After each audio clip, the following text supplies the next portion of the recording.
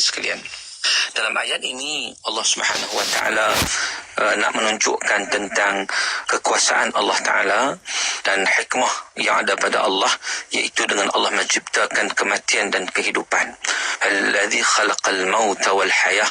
Allah Taala yang menciptakan kematian dan kehidupan. Disebut dalam tafsir Al-Wasit bahawa daripada tanda-tanda kebesaran, keagungan, kekuasaan Allah Azza wa Jalla yang tidak dapat ditandingi oleh sesiapa juga, bahawa Allah Ta'ala lah yang menciptakan kematian bagi sesiapa yang Allah Ta'ala kehendaki kematiannya, dan Allah Ta'ala yang menciptakan kehidupan bagi sesiapa yang Allah Ta'ala nak menghidupkannya. Dengan tujuan apa? Untuk Allah Ta'ala menguji manusia itu sama ada mereka itu melakukan amalan yang terbaik ataupun sebaliknya. Ataupun maksudnya Allah Ta'ala menciptakan kematian dan kehidupan untuk menguji kamu, siapakah di antara kamu yang sebanyak-banyak aktsaru isti'dadan lil maut, iaitu yang paling banyak melakukan persiapan dan persediaan untuk kematian. Wa asra' ila ta'ati rabbih, dan siapa yang paling cepat bersegera untuk mentaati perintah Allah Subhanahu wa taala. Berkata Imam Al-Qurtubi, bila mana Allah Taala sebut allazi khalaqal mauta wal haya, al-maut itu merujuk kepada kematian di dunia. Allah Taala yang menciptakan, menjadikan kematian, iaitu kata Imam Qurtubi, kematian itu bermaksud mati di dunia. Wal haya, dan kehidupan itu merujuk kepada kehidupan di akhirat.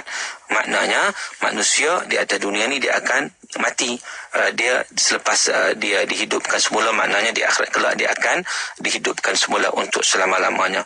Allah Ta'ala lah menciptakan kematian dan kehidupan di dunia.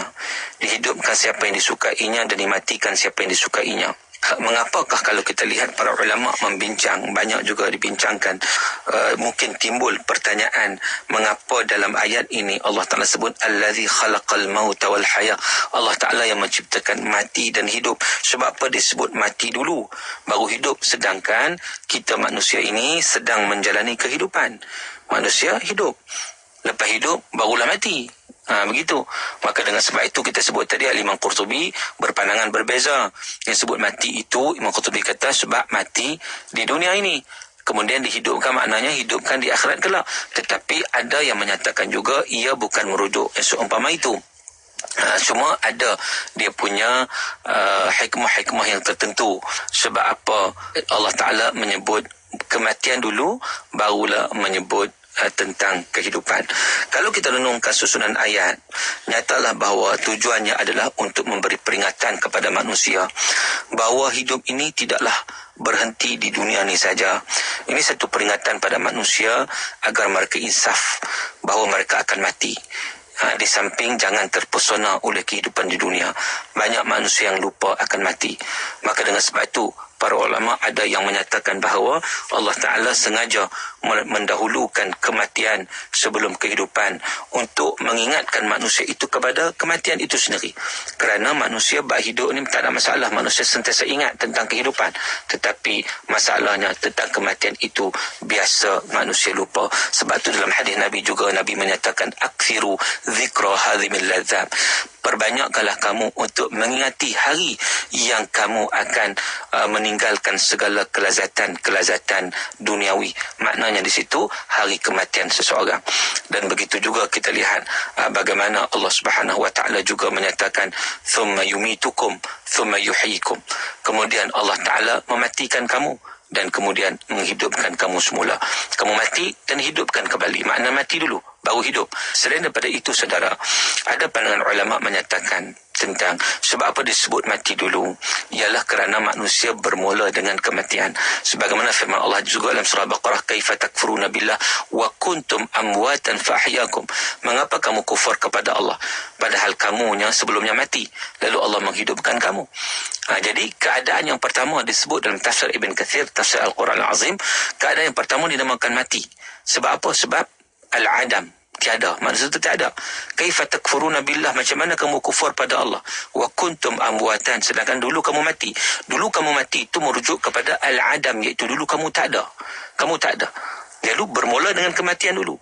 Maka dengan sebab itu fa'ahyakum, Allah Ta'ala hidupkan kamu, barulah dinamakan kehidupan pada ketika itu. Sebagaimana juga yang kita sebut tadi, thumma yumitukum thumma yuhyikum, mati dan juga hidup. Maka dengan sebab itu, antara pandangan ulama menyatakan mengapa disebut kematian dulu adalah merujuk kepada mati itu memang manusia itu bermula dengan mati. Barulah datang kehidupan selepas daripada itu. Qatadah menyatakan Allah memang menentukan adanya kematian dan kehidupan di atas dunia ini lagi. Namun Allah menjadikan dunia ini sebagai negeri kehidupan yang pasti akan binasa, sedangkan Allah menjadikan negeri akhirat sebagai negeri balasan yang kekal abadi untuk selama-lamanya.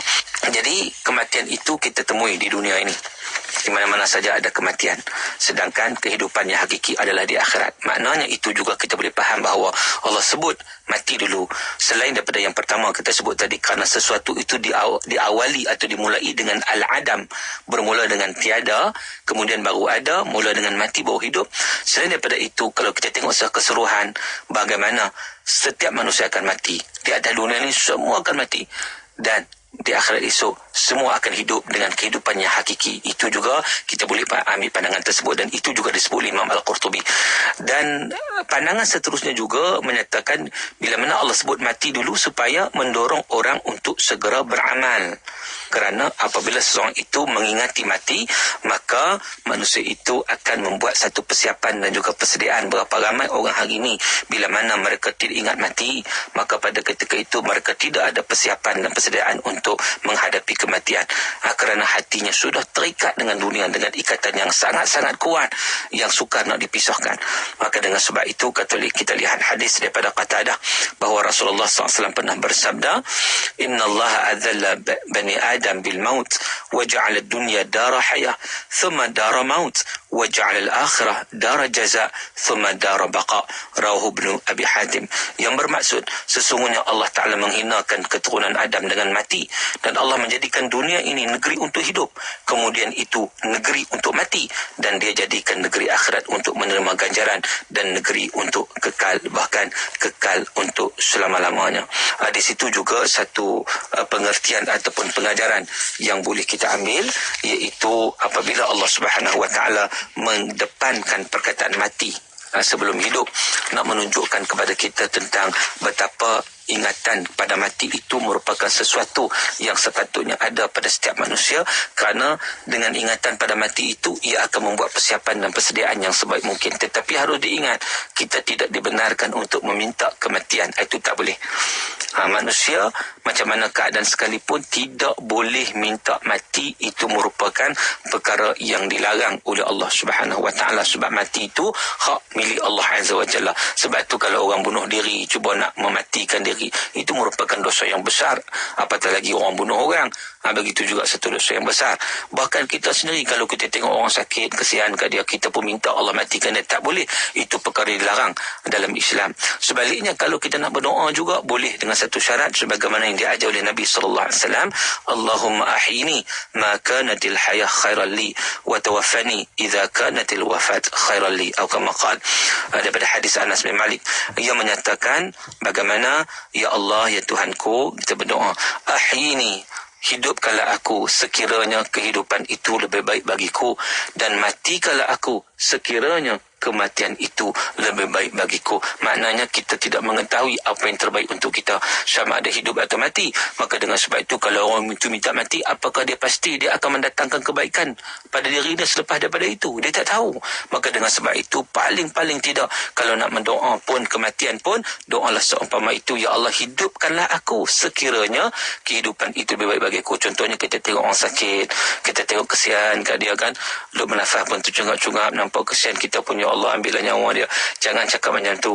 Kita sebut, ya Allah, ambillah nyawanya sekiranya itu lebih baik bagi dirinya, dan hidupkanlah, panjangkanlah nyawanya sekiranya itu juga lebih baik baginya. Maknanya di situ kita meletakkan sandaran kita kepada Allah Subhanahu Wa Taala, nak menunjukkan kepada kita bahawa kita tidak mengetahui keadaan itu, keadaan orang itu yang sebenarnya. dan manusia hendaklah dia menyerahkan urusannya kepada Allah Azza wa Jalla. Tetapi kalau orang yang panjang umur, Nabi sebut khairukum man tala umruhu wa hasuna amaluh, iaitu sebaik-baik kamu ialah orang yang umurnya panjang dan amalannya baik. Itu jangan umur panjang tapi amalannya jahat. Nabi SAW memuji manusia yang hidup dalam keadaan hidup yang penuh dengan amal soleh. Umurnya panjang tapi dalam keadaan umur yang baik. Umur yang dia gunakan di jalan Allah Subhanahu wa taala. Jadi kita lihat juga bagaimana bila mana Allah Subhanahu wa taala mendahului kematian kepada kehidupan itu, satu pengajaran yang sangat-sangat besar untuk kita ambil. Pengajaran adalah untuk kita menyiapkan bekalan, untuk kita menyiapkan kedudukan kita di atas dunia ini. Sebab apa? Sebab bila mana manusia itu masuk dalam kubur, maka pada ketika itu sudah tidak boleh buat apa-apa lagi. Dia hanya boleh mendengar, dia boleh melihat dalam suasana yang di alam. Yang satu lagi itu sebagai Nabi sebut, inna ahadakum idza wudi'a fi qabrihi wa tawalla anhu ashabuhu wa innahu la yasma' qar'ani 'alaihim. Sesungguhnya seseorang daripada kamu apabila diletakkan dalam kuburnya sedang sahabat-sahabatnya telah meninggalkannya, sesungguhnya benar-benar dia mendengar bunyi derap kasut-kasut mereka. Jadi menunjukkan bahawa lepas itu kita akan hidup semula sebenarnya, tetapi dalam suasana yang akan menerima segala ketentuan pembalasan daripada Allah Subhanahu wa taala. Bahkan saudara, Nabi menyatakan, demi Allah yang nyawa saya berada di tangannya, bukanlah kamu lebih mendengar apa yang aku katakan daripada mereka mendengar, tetapi mereka tak dapat menjawab. Maka mati itu sebenarnya merupakan terputusnya hubungan roh daripada badan dan bercerainya nyawa daripada jasad. Tetapi manusia bila mana Allah Ta'ala jadikan mati dan hidup itu sebenarnya adalah lebih kepada liyabluwakum ayyukum ahsanu amala, untuk Allah Ta'ala menguji manusia sebenarnya siapakah di antara mereka itu yang sebaik-baik amalannya. Itu tujuannya Allah Ta'ala menciptakan kematian dan juga kehidupan. Bayangkan kalau manusia itu tak mati, bagaimana keadaannya. Jadi di situ menunjukkan bagaimana memang ini merupakan satu ujian daripada Allah Azza wa Jalla. Jadi bila Allah sebut tentang kematian itu, adalah kita memperbanyakkan ingat mati. Bukan bermakna bila mana ingat mati itu menyebabkan kita lupa tanggungjawab kita di atas dunia ini. Tidak. Kita ingat mati itu lebih kepada untuk kita mempersiapkan diri kita. Sebab itulah Nabi SAW satu ketika menyarankan kepada kita untuk kita menziarah kubur. Buat apa kita ziarah kubur? Untuk mengingatkan kita kepada kematian. Kuntu nahaitukum an ziyaratil qubur fazuruha. Dulu kata Nabi, aku larang kamu daripada ziarah kubur, tapi sekarang ziarahlah. Kenapa? Karena tudzakirukumul maut wal akhirah, kerana ia dapat mengingatkan kamu kepada kematian dan juga hari akhirat. Maknanya di situ saudara, bila mana kita mengingat akhir kita mati, maka kita akan mempersiapkan diri kita dengan sebaik mungkin. Sebab selepas daripada kematian itu kita akan dihidupkan semula, bahkan kita akan berpindah daripada satu alam ke alam yang lain, dan di situ kita akan berusaha ataupun mendapat satu pembalasan daripada Allah Subhanahu wa taala. Bahkan sebenarnya kalau orang yang mati itu dia bukanlah bermakna dia akan mati untuk selama-lamanya dalam konteks dunia ini. Tidak. Yang selama-lamanya ini di akhirat esok dia akan hidup selama-lamanya, itu pasti. Manusia akan mati dalam konteks sementara. Bahkan dalam orang yang syahid, Allah Ta'ala kata dia tak mati, dia terus hidup. wala tahsabanna alladhina qutilu fi sabilillah amwata bal ahya 'inda rabbihim yurzaqun. Jangan kamu menyangka orang yang syahid di jalan Allah Ta'ala itu mereka mati, bahkan mereka hidup di sisi Allah Ta'ala. Mereka terus mendapat rezeki daripada Allah Azza wa Jalla. Ketika mana selesainya perang Badar, ketika mana Nabi mendapat kemenangan bersama sahabat-sahabat ke atas kafir Quraisy, maka pada ketika itu Nabi bercakap dengan seorang-seorang, dengan orang yang mati di kalangan golongan musyrikin. Nabi panggil nama seorang-seorang, ya fulan, ya fulan, ya fulan, Nabi sebut. Kan? Dan Nabi kata, bagaimana tidakkah aku katakan kepada kamu sebelum ini janji-janji Allah Ta'ala yang benar? Sekarang kamu tengok bagaimana, mengapa kamu mendustakan aku, kamu tidak mempercayai aku dan sebagainya. Maka pada ketika itu sahabat Nabi bertanya, ya Rasulullah, atukhatib qauman jayafu, ya Rasulullah, apakah kamu bercakap dengan orang yang sudah jadi bangkai? Maka kata Nabi, mereka lebih mendengar daripada apa yang kamu dengar, tetapi mereka tidak boleh menjawabnya. Maka dengan sebab itu saudara, sebenarnya kematian yang berlaku itu bukanlah satu kesudahan yang sebenar dalam kehidupan, tidak. Tapi kematian yang akan berlaku di atas dunia itu, dia sebenarnya lebih merupakan permulaan kepada kehidupan yang abadi selama-lamanya sebenarnya. Jadi kematian itu menunjukkan penghabisan, tetapi kematian yang berlaku di atas dunia itu menunjukkan kepada permulaan kehidupan kita yang akan bermula di alam yang satu lagi. Banyak lagi yang kita bincangkan, tapi untuk kali ini sekadar itu dulu. Aqulu qawli hadza wa astaghfirullahal azim li wa lakum.